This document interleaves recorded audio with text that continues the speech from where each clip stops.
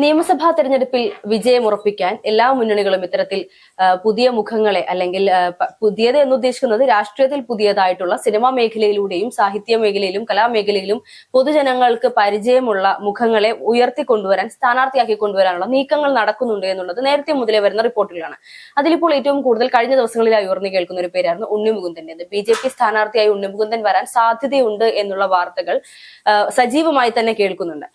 ഈ തൃശൂരിൽ ഉണ്ണിമുകുന്ദൻ മത്സരിച്ചാൽ വിജയം ഉറപ്പാക്കാൻ സാധിക്കും എന്നുള്ള രീതിയിലുള്ള ഒരു കോൺഫിഡൻസ് ബി.ജെ.പിക്ക് ഇപ്പോൾ ഉണ്ടെന്നാണ് നമുക്ക് മനസ്സിലാക്കാൻ സാധിക്കുന്നത്. പക്ഷേ ഇതിനെ എതിർത്തുകൊണ്ട് അല്ലെങ്കിൽ ഇതിനെ വളരെയധികം വിമർശിച്ചുകൊണ്ട് മുന്നോട്ട് വന്നിരിക്കുകയാണ് സുനിൽ പരമേശ്വരൻ. അദ്ദേഹം പറയുന്നത് അദ്ദേഹം പറയുന്നത് സുന്ദരമായ മുഖമുണ്ടായത് കൊണ്ട് മാത്രം കാര്യമില്ല.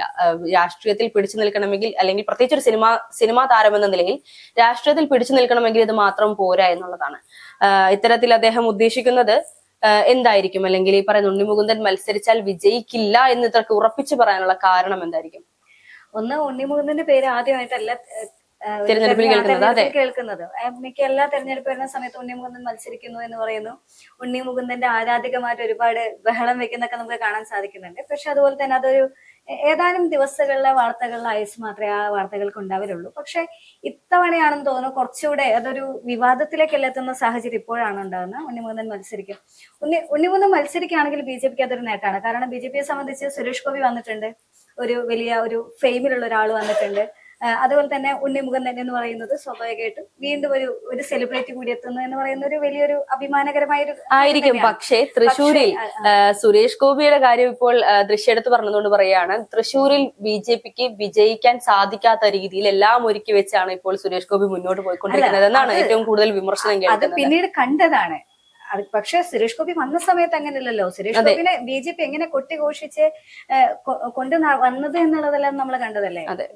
അത്ര കണ്ട് വലിയ രീതിയിൽ വലിയ പ്രതീക്ഷയോടെയാണ് സുരേഷ് ഗോപിനെ കൊണ്ടുവരുന്നത്. സുരേഷ് ഗോപി 2019 മത്സരിക്കുന്നു, പരാജയപ്പെടുന്നു, എന്നിട്ട് വീണ്ടും അദ്ദേഹം മത്സരിക്കുന്നു, പരാജയപ്പെടുന്നു, വീണ്ടും മത്സരിക്കുന്നു. ഈ സമയങ്ങളിലെല്ലാം സുരേഷ് ഗോപിന്റെ ഭരണ മികവ് കണ്ടുകൊണ്ട് ബി.ജെ.പി ഇപ്പൊ അവതാരത്തിലായി എന്നത് ഒഴിച്ചു കഴിഞ്ഞാൽ പക്ഷെ അദ്ദേഹം അധികാരത്തിൽ വരുന്നത് വരെ ബി.ജെ.പി തോളിലേറ്റി തന്നെയാണ് കൊണ്ടു നടന്നത്. തീർച്ചയായിട്ടും. പക്ഷെ അത്ര ഒരു ഹൈപ്പ് ഒന്നും ഉണ്ണിമുകുന്ദന് ഇതുവരെയായിട്ടും കിട്ടിയിട്ടില്ല. അല്ല, ഉണ്ണിമുകുന്ദനെ കുറിച്ച് നമ്മൾ പറയുമ്പോൾ പ്രത്യേകിച്ച് നമുക്ക് എടുത്തു പറയേണ്ട ഒരു കാര്യമാണ് മാവന്തേ സിനിമയിൽ മാവന്തേ എന്ന് പറഞ്ഞിറങ്ങാനിരിക്കുന്ന മോദിജിയുടെ എന്താ പറയാ ജീവചരിത്രം എന്ന് പറഞ്ഞിറങ്ങാനിരിക്കുന്ന സിനിമയിൽ നരേന്ദ്രമോദിയുടെ ചെറുപ്പകാലം അല്ലെങ്കിൽ നരേന്ദ്രമോദിയുടെ ആ ഒരു കഥാപാത്രം ചെയ്യുന്നത് ഉണ്ണിമുകുന്ദനാണ് എന്നുള്ളത് വലിയൊരു പ്ലസ് പോയിന്റ് തന്നെയാണ് ഈ ഒരു രാഷ്ട്രീയത്തിലേക്ക് ഇറങ്ങുന്ന സാഹചര്യത്തിൽ. ഉണ്ണിമുകുന്ദനെ സംബന്ധിച്ച് ശ്രദ്ധിച്ചിട്ടുണ്ടോ? ഉണ്ണിമുകുന്ദൻ ബി.ജെ.പി അനുഭാവിയായതിനു ശേഷം വന്നിട്ടുള്ള മലയാള സിനിമകളിൽ ഒരു ജയ് ഗണേഷ് ആ പേര് കൊണ്ട് ഒരു പക്ഷെ എനിക്ക് തോന്നുന്നു ആ സിനിമയിൽ ഇത്തരത്തിലുള്ള ഒരു ബി.ജെ.പി അനുഭാവമൊന്നും ഇല്ലെങ്കിൽ പോലും ആ പേരിലെ വ്യത്യസ്തത കൊണ്ട് തന്നെ ഉണ്ണിമുകുന്ദന് വിമർശനങ്ങളും വിവാദങ്ങളും ഒക്കെ വന്നിട്ടുണ്ട്. ഉണ്ണിമുകുന്ദൻ ബി.ജെ.പി അനുഭാവിയാണ് അല്ലെങ്കിൽ തന്റെ രാഷ്ട്രീയം എന്ന് തുറന്നു പറഞ്ഞിട്ടുണ്ടോ അന്ന് മുതൽ ബി.ജെ.പി ഉണ്ണിമുകുന്ദനെ ചുമതലയേറ്റുന്നുണ്ട്. ഉണ്ണിമുകുന്ദന്റെ സിനിമകൾ ഏറ്റവും കൂടുതൽ കാണാൻ ആവശ്യപ്പെടുന്നത് ബി.ജെ.പി ആണ്. പക്ഷെ അതേ ആംഗിളിൽ തന്നെ മറ്റു പാർട്ടികളിൽ നിന്നും പ്രത്യേകിച്ച് കേരളത്തിൽ വളരെയധികം വിമർശനം നേരിട്ടുള്ളതാണ്. നമ്മുടെ ടോപ്പിക് അതല്ല, എന്തായിരിക്കും ഒരുപക്ഷെ ഉണ്ണിമുകുന്ദനെ അദ്ദേഹം ഉദ്ദേശിച്ചത് എന്നുള്ളതായിരുന്നില്ലേ? അതെ, സുനിൽ പരമേശ്വരൻ ഇപ്പോൾ ഇദ്ദേഹം വിജയിക്കാൻ സാധ്യതയില്ല എന്ന് പറഞ്ഞത് എന്തുകൊണ്ടാണ്? അതിനൊരു റീസൺ എന്തായിരിക്കും എന്നാണ് ചോദ്യം. അദ്ദേഹം പറഞ്ഞത് ജീവിതത്തിലും അതായത് സിനിമാ രംഗത്ത് നല്ല അഭിനയം കാഴ്ചവെക്കുന്നവർ അതേ രീതിയിൽ തന്നെ അഭിനയിക്കണം എന്ന് ജനങ്ങൾ ആഗ്രഹിക്കുന്നുണ്ട് എന്നല്ലേ? അങ്ങനൊരു വാക്കല്ലേ അദ്ദേഹം കോട്ട് ചെയ്യുന്നത്. പക്ഷെ ഒരു കാര്യമുണ്ട്, ജനങ്ങൾ എങ്ങനെയാണ് സുരേഷ് ഗോപിയുടെ ഈ അഭിനയ പാടവത്തെ ഇപ്പോൾ സ്വീകരിക്കുന്നത് എന്നുള്ള വലിയൊരു ചോദ്യം. അല്ല, അദ്ദേഹം പറയുന്നതിൽ കൃത്യമായി പറയുന്നുണ്ട് ജനപ്രീതി അല്ലെങ്കിൽ ജനങ്ങൾക്കുള്ള താല്പര്യം നോക്കിയാണ് സ്ഥാനാർത്ഥികളെ തെരഞ്ഞെടുക്കുന്നത്. അപ്പോൾ ഉണ്ണിമുകുന്ദന്റെ കാര്യം മാത്രമല്ല, മറ്റു പലരും ഇപ്പോൾ രമേശ് പിഷാരടി മത്സരിപ്പിക്കാൻ പോകുന്നു എന്നുള്ള വാർത്തകൾ കേൾക്കുന്നുണ്ട്. ജയറാമിനെ മത്സരിപ്പിക്കാൻ പോകുന്നു, ദേവനെ ഇവരെന്നൊക്കെ പറയുമ്പോൾ ജനങ്ങളുടെ മനസ്സിൽ ഒരു വലിയ സ്ഥാനം നൽകിയിട്ടുള്ള വ്യക്തികളാണ്. അവരുടെ യഥാർത്ഥ സ്വഭാവം എന്തോ ആയിക്കോട്ടെ, കാരണം അവരെ കാണുന്ന ഈ സ്ക്രീനിൽ കാണുമ്പോൾ അവർ അഭിനയിച്ച സിനിമകൾ കാണുമ്പോൾ അവരോടുള്ള ആരാധന കൊണ്ട് ജനപ്രീതി നേടിയിട്ടുള്ള ഒരുപാട് താരങ്ങളാണ് ഈ പറയുന്ന ആളുകളൊക്കെ. അതുകൊണ്ട് തന്നെ അതുപോലെ ജനപ്രീതി നേടിയ ആളുകളെയാണ് ഇവർ മത്സരിപ്പിക്കാൻ ഉദ്ദേശിക്കുന്നത്. അപ്പോ ജനപ്രീതി കിട്ടുക എന്ന് പറയുന്നത് നല്ല കഥാപാത്രങ്ങളെ അവതരിപ്പിച്ചുകൊണ്ട് ജനങ്ങളുടെ മനസ്സിലേക്ക് ഇടിച്ചു കയറാൻ സാധിക്കുന്നവർക്കാണ്. പക്ഷെ ഉണ്ണിമുകുന്ദന്റെ കാര്യത്തിൽ ഇപ്പോൾ ഏറ്റവും ഒടുവിലായി അല്ലെങ്കിൽ വലിയ ഹിറ്റ് എന്ന് പറയാൻ സാധിക്കുന്ന മാർക്കോയിലെ അദ്ദേഹത്തിന്റെ അഭിനയം എന്ന് പറയുന്നത് അത്രത്തോളം വൈൽഡ് ആയിട്ടുള്ള അഭിനയമാണ്. അല്ലെങ്കിൽ അത്രത്തോളം എന്താ പറയാ പൊതുജനങ്ങളുടെ ഉള്ളിൽ ഒരു ഭീതി ജനിപ്പിക്കുന്ന, എന്നാൽ അഭിനയ മികവ് കൊണ്ട് കൃത്യമായി അദ്ദേഹം അത് ചെയ്തിട്ടുണ്ട്. അദ്ദേഹത്തിന്റെ തൊഴിൽ അദ്ദേഹം കൃത്യമായി ചെയ്തിട്ടുണ്ട്.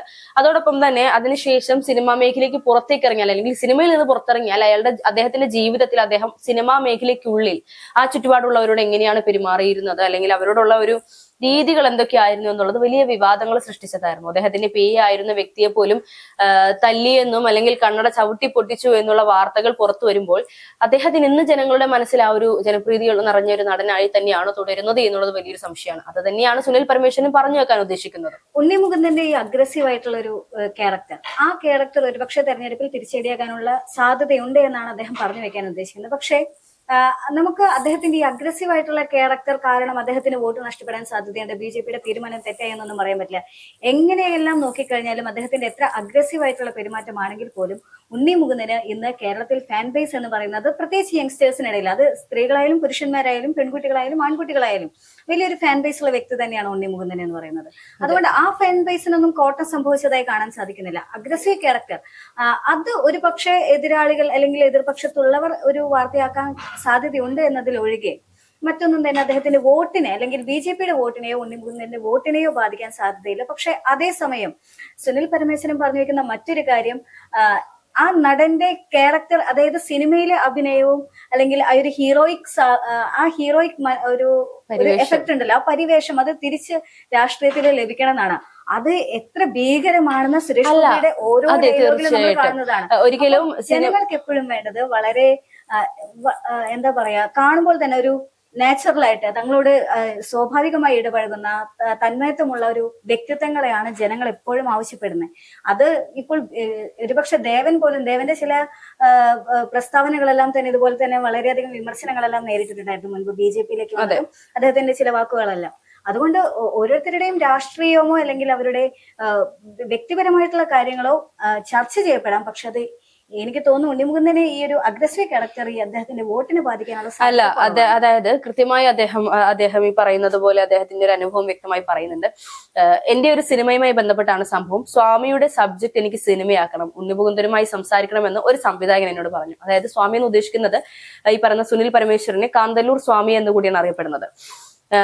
ഞാൻ പറഞ്ഞു അതിനെന്താ, എനിക്ക് അയാളോട് ഒരു വിരോധവും ഇല്ല എന്ന്. എന്റെ തെറ്റുകൾ വേറെ ഒരാൾ ചൂണ്ടിക്കാണിക്കുമ്പോഴാണ് ഞാൻ തിരുത്തലുകൾക്ക് വിധേയനാകുന്നത്. സംവിധായകൻ പറഞ്ഞപ്പോൾ തന്നെ നമുക്ക് അത് വിട്ട് വേറെ എന്തെങ്കിലും സംസാരിക്കാമെന്ന് മറ്റേ അദ്ദേഹം, അതായത് ഉണ്ണി മുകുന്ദൻ പറഞ്ഞത്രേ. ഒരാളില്ലാത്തപ്പോൾ അയാളെ കുറിച്ച് പറയുന്നതാണ് പരദൂഷണം. ഒരിക്കൽ മോഹൻലാൽ ഇരിക്കുന്ന വേദിയിൽ മന്ത്രിയും നടനുമായ ആൾ ആരെക്കുറിച്ചോ കുറ്റം പറഞ്ഞപ്പോൾ അത് വേണ്ട, അയാൾ ഇവിടെ ഇല്ലല്ലോ എന്ന് പറഞ്ഞ വലിയ മനസ്സിനുടമയാണ് ലാലേട്ടൻ. അതായത് ഇപ്പോൾ ഇവിടെ കമ്പാരിസൺ ആണ് യഥാർത്ഥത്തിൽ നടന്നിരിക്കുന്നത്. ഈ പറയുന്ന മോഹൻലാൽ എങ്ങനെയാണ്, ഉണ്ണിമുകുന്ദൻ എങ്ങനെയാണ്, അതായത് ഇപ്പൊ പറഞ്ഞു വെക്കുന്നത് അനുസരിച്ചാണെങ്കിൽ ഉണ്ണിമുകുന്ദൻ പരദൂഷണം പറയുന്ന, കുറ്റങ്ങൾ പറയുന്ന ഒരു വ്യക്തിയാണെന്നും മോഹൻലാൽ അങ്ങനെയല്ല എന്നുള്ള രീതിയിലാണ് യഥാർത്ഥത്തിൽ സുനിൽ പരമേശ്വരൻ പറഞ്ഞത്. കുറച്ച് വിവാദപരമായ അല്ലെങ്കിൽ നമുക്ക് തൊണ്ട തൊടാതെ വിഴുങ്ങാൻ സാധിക്കാത്ത കുറച്ച് കാര്യങ്ങൾ തന്നെയാണ്. പക്ഷേ സിനിമാ മേഖലയിൽ അത്രത്തോളം നല്ല രീതിയിൽ ഉയർന്നു വന്നിട്ടുള്ള അല്ലെങ്കിൽ സിനിമാ മേഖലയിൽ സ്വാധീനം ഉറപ്പിച്ചിട്ടുള്ള വ്യക്തികൾ സിനിമ വിട്ട് രാഷ്ട്രീയത്തിലേക്ക് ഇറങ്ങുമ്പോൾ അവിടെ ഉണ്ടാകാൻ പോകുന്ന ഇമ്പാക്ട് ഒരിക്കലും നമുക്ക് അംഗീകരിക്കാൻ സാധിക്കില്ല. ഇമ്പാക്ട് ഉണ്ടാകാൻ സാധ്യതയുള്ള മറ്റൊരു വിഷയം പറയട്ടെ. ഉണ്ണി മുകുന്ദൻ ബിജെപിയിലേക്ക് വന്നതിന് ശേഷമാണ് അദ്ദേഹത്തിന്റെ സിനിമകൾ കുറഞ്ഞത്. പ്രത്യേകിച്ച് കേരളത്തിൽ അദ്ദേഹത്തിന്റെ വലിയ പെട്ടെന്നുണ്ടായ ഒരു ഹൈപ്പ് എല്ലാം തന്നെ നഷ്ടപ്പെടുന്നത് അദ്ദേഹം ബിജെപിയിലേക്ക് വന്നതും പിന്നീട് അദ്ദേഹം സ്വീകരിച്ച സിനിമകളും പ്രമേയങ്ങളും. അതാണ് പ്രാധാന്യം.